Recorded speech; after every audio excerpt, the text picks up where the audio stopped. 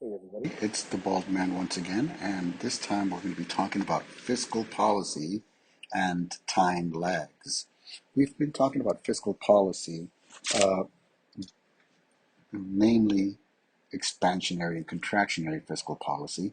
Well, we're going to get a little bit into a little bit more detail on what fiscal policy is and talk about two different other types of fiscal policy, discretionary and non-discretionary fiscal policy, as well as the problems that fiscal policy causes, namely time lags, and we'll talk about the three different types of lags as well. So first of all, we should already be aware that fiscal policy are laws designed by the government to stabilize the economy. Now, the government only has two tools at its disposal, and that is spending and taxes.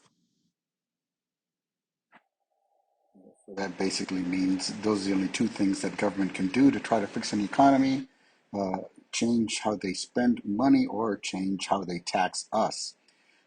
Now, moving on to non-discretionary fiscal policy. We know that fiscal policy is designed to fix an economy. Well, non-discretionary fiscal policy is the same, right? It's designed to fix the economy. The difference is these are already written into law. They're just waiting for a specific trigger to uh, enact whatever policy it is.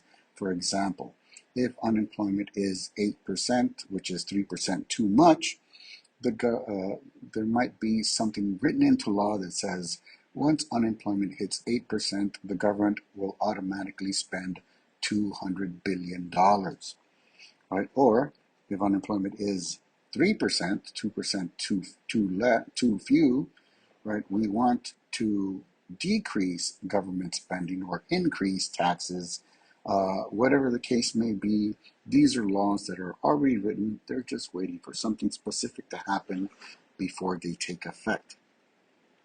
Now, discretionary fiscal policy involves new laws, right? These laws have to be agreed upon by Congress and the Senate, then passed on to the president, who then has to sign it into law, right? These are not written into law yet. They are trying to become law.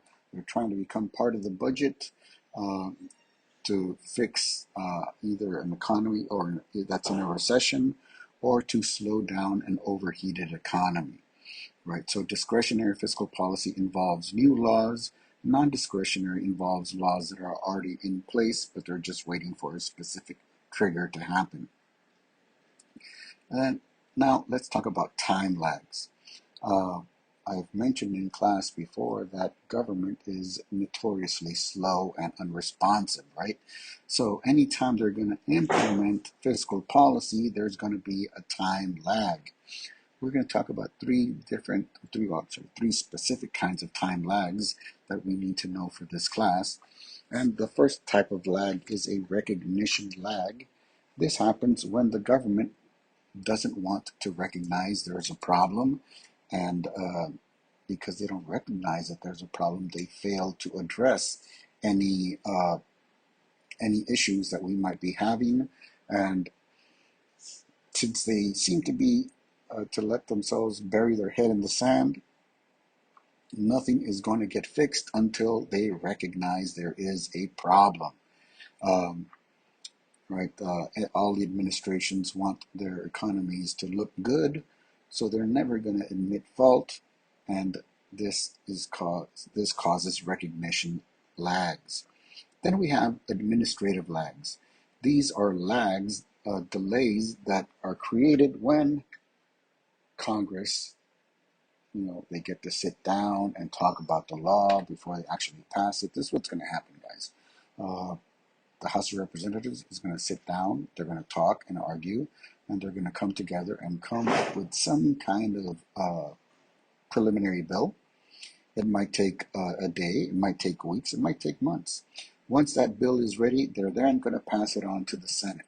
The Senate is going to look at it. We don't like this part, we don't like that part, take this part out, take this part out, add this in, and then whatever they have, they're going to send back to the House for reconciliation. Then the House will try to sort of cobble together what they want to accomplish with what the Senate wants to accomplish, and then if they do reconcile the bill, they'll pass it back to Senate, and the Senate will then forward it to the president for his signature. And of course, he could sign it right away, or he could wait for ceremonial signature, which is going to cause even more delays. The last type of lag we are going to be talking about today are operational lags. These are lags that are created when the huge government bureaucracy takes its time to plan and execute whatever fiscal policy action that the government approved. Right? They have to sit down, discuss where are they going to spend this money with, how much money are they going to spend, whose taxes are they going to cut.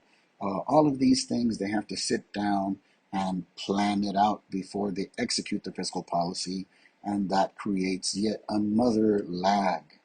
So when I say the government is slow, this is one of the reasons why I mentioned that the government is slow. We have a big government and a bloated bureaucracy, and things like that will inevitably cause delays. If you guys have any questions, please send me a message on Remind or drop a comment down below.